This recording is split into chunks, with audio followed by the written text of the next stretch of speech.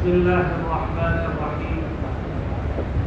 الحمد لله رب العالمين، والصلاة والسلام على سيدنا محمد وعلى آله وصحبه أجمعين. نئی قومی تعلیمی پالیسی کو سامنے رکھ کر جمعیت العلماء کی طرف سے مسلمانوں سے مختلف مجالس میں اور مختلف انداز سے تعلیم کو فروغ دینے کی اپیل کی جاتی رہی ہے، اور ابھی صدر محترم نے اپنے خطبہ صدارت میں بھی اس کی طرف متوجہ کیا. لیکن میں موجودہ حالات کو سامنے رکھ کر کے ایک مخصوص نظریہ آپ کے سامنے پیش کرنا چاہتا ہوں. آج سے 150 سال پہلے کے حالات کو مد نظر رکھتے ہوئے ہمارے اکابر نے، اہل اللہ نے اس ملک کی سرزمین پر مدارس کے نظام کو قائم کیا تھا، اور جگہ جگہ قرآن و حدیث کی تعلیم کو عام کرنے کی فکر کی. میں یہ کہتا ہوں کہ ان کی فکر، ان کی سوچ اور ان کی نیت ایسی صادق تھی کہ آج اگر ہمارے سروں پر ٹوپیاں ہیں، چہروں پر داڑھیاں ہیں اور مسجدوں سے اللہ اکبر کی صدائیں بلند ہو رہی ہیں، تو یہ ہمارے اکابر کی قربانیوں کا نتیجہ ہے.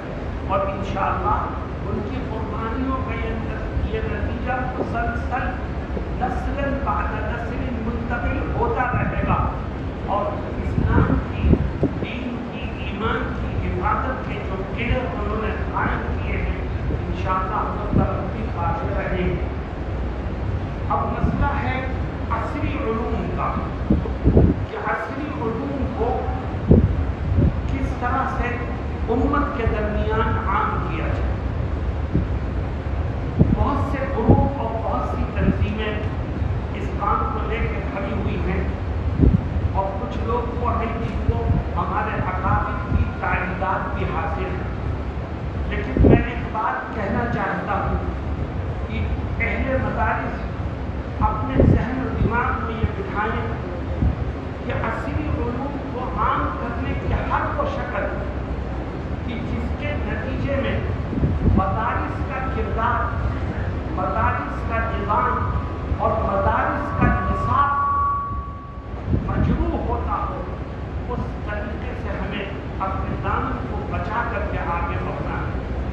تعلیم کو عام کرنے اور مسلم بچوں اور بچیوں کو عصری تعلیم سے جوڑنے کی جدوجہد کرنا ہمارا اور آپ کا فریضہ ہے.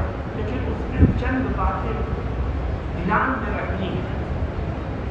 عصری تعلیم کو عام کرنے کے لیے آپ بطور مرکز کے مدارس کو استعمال مت کیجیے، ورنہ یاد رکھیے آج نہیں تو کل چند سالوں کے بعد یہ مدارس نہیں رہیں گے، یہ اسکول میں تبدیل ہو جائے.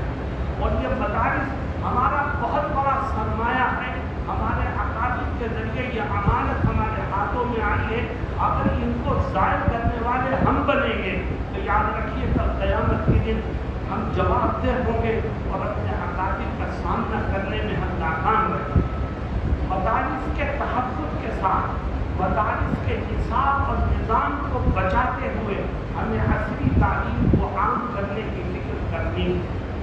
حضرت صدر محترم نے فرمایا کہ مدارس سے ہٹ کر کے آپ عصری تعلیم گاہوں کے نظام کو چلانے اور مسلمان بچوں اور بچیوں کو اس سے جوڑنے کی فکر کریں، اور خاص طور پر اسلامی ماحول میں عصری تعلیم کا نظم آج وقت کی اہم ضرورت ہے.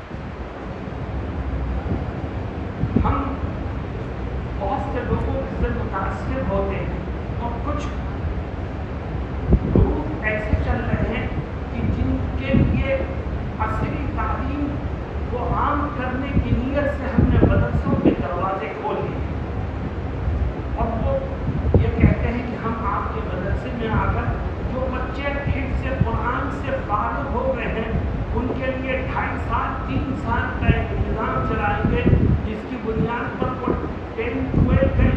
دینے کے قابل ہو جائے.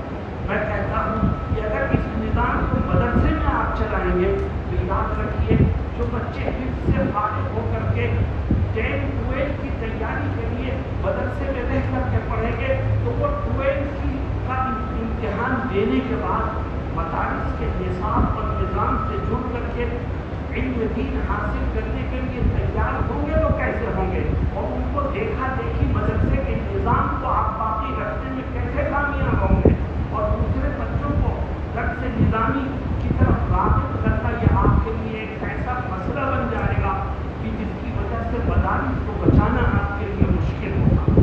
میں یہ نہیں کہتا کہ عصری تعلیم کو عام کرنے اور اس سے جڑنے کی آپ کو ضرورت نہیں, میں کہتا ہوں ضرورت ہے اور بہت زیادہ ہے, لیکن مدارس کو بچاتے ہوئے آپ اس ضرورت کو پورا کیجیے. ابھی حضرت سے بات ہو رہی تھی, ہمارے یہاں مدرسہ شاہی میں بھی ایک نظام قائم ہوا ہے. درجہ ناظرہ سے لے کر کے ناظرہ کے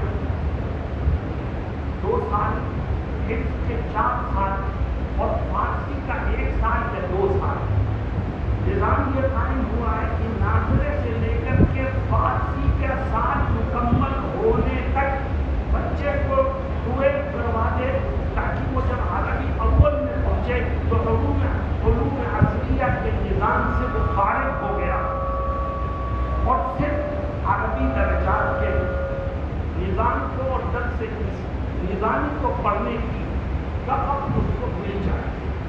یہ نظام اگر مدرسے میں آپ جاری کرتے ہیں تو میں سمجھتا ہوں اس کے مضر اثرات مدرسوں پہ نہیں پڑتے, لیکن اگر کوئی اور نظام جس میں حفظ سے فارغ ہونے والے بچے کو آپ کسی گروپ کے حوالے کریں جو انہیں 12 کروائے اور پھر آپ یہ چاہیں کہ آپ کا درس نظامی بھی بچا رہے, مدرسہ بھی رہے اور بچہ وہاں سے فارغ ہو کے آپ کے یہاں آ جائے, میں سمجھتا ہوں یہ بھول ہے, اس سے آپ کو نقصان کے سوا کچھ آتا ہے.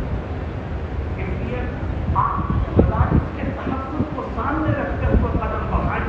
بعض گروپ ایسے ہیں جنہوں نے حضرت صدر محترم سے گفتگو کی اور اس گفتگو کو نیٹ پر ڈالی اور عوام الناس کو, اہل مدارس کو وہ یہ کہتے ہوئے اپنی طرف متوجہ کرتے ہیں کہ آپ ہمیں بچے دیجیے, دیکھیے جمعیت علماء کے صدر محترم بھی اس کی تعریف کر رہے ہیں, آپ ہمیں اپنا نظام چلانے کے لیے مدرسے میں جگہ دیکھیے, جگہ دیجیے, صدر محترم بھی اس کی تعریف کرتے ہیں. حالانکہ ایسی بات نہیں ہے. اس لیے اپنے مدرسے کے نظام کو مستحکم کرتے ہوئے علوم عصریہ کو اسلامی ماحول میں عام کرنے کی فکر کیجیے. اور میں یہ کہتا ہوں تجربے کی روشنی میں کہ علوم عصریہ کو اسلامی ماحول میں عام کرنے میں آپ اسی وقت کامیاب ہوں گے جب عصری تعلیم گاہوں کی نگرانی علماء کے ہاتھ میں, اہل علم اس کو اپنے ہاتھ میں لے کر کے اور جدوجہد کریں. جس طرح مدرسہ چلانا آپ کی ذمہ داری ہے, اسی طرح موجودہ حالات میں اسلامی ماحول میں عصری تعلیم گاہوں کو آباد کرنا اور ان کو چلانا بھی آپ کی ذمہ داری ہے. اسی کو اس سے تجویز میں پیش کیا گیا ہے.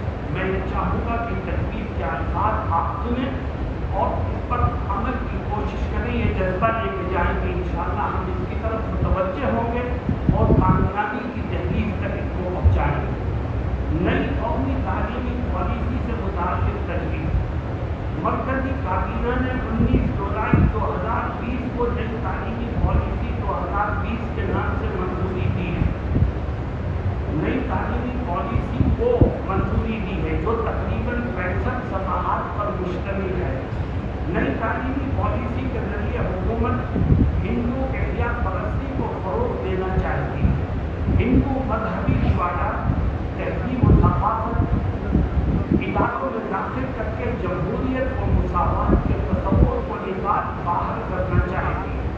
نئی تعلیمی پالیسی کی وجہ سے عملاً تاریخ کی کتابوں میں تبدیلیاں شروع ہو گئی ہیں. نیا نصاب تیار کیا جا رہا ہے, کتابیں تبدیل کی جا رہی ہیں. NCERT کی جگہ نیا کتابہ بنانے کی کوشش کی جا رہی ہے. نظام میں تخفیف کے بہانے سیکولرزم اور شہری حقوق سے متعلق اسباب کو نکالا جا رہا ہے. نئی تعلیمی پالیسی میں مدارس اور مذہبی کتابوں کی تعلیم کا کوئی تذکرہ نہیں کیا گیا ہے. ایسے نازک وقت میں اسلامی اداروں کا تحفظ ایک اہم مسئلہ بن گیا ہے.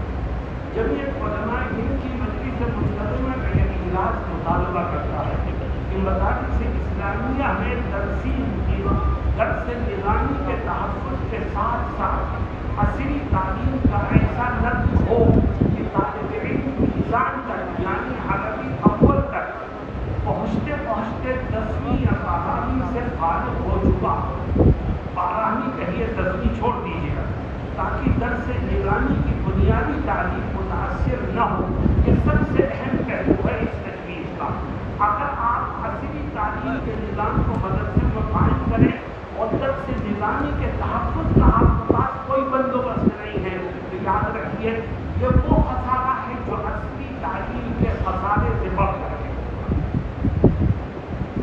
جمعیت علماء ہند کی مجلس منتظمہ کا یہ اجلاس مطالبہ کرتا ہے کہ مدارس اسلامیہ میں درس نظامی کے تحفظ کے ساتھ ساتھ عصری تعلیم کا ایسا نظام ہو کہ طالب علم میزان تک پہنچتے پہنچتے 12ویں سے فارغ ہو چکا ہو تاکہ درس نظامی کی بنیادی تعلیم متاثر نہ ہو.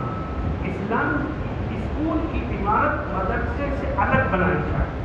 اگر مستقل عمارت ممکن نہ ہو سکے تو عارضی طور پر انتظام کر کے اس میں کام شروع کیا جائے اور دینی ماحول میں ہائی اسکول انٹر وغیرہ کی کوچنگ کرا کر امتحان دلانے کا نظم کیا جائے.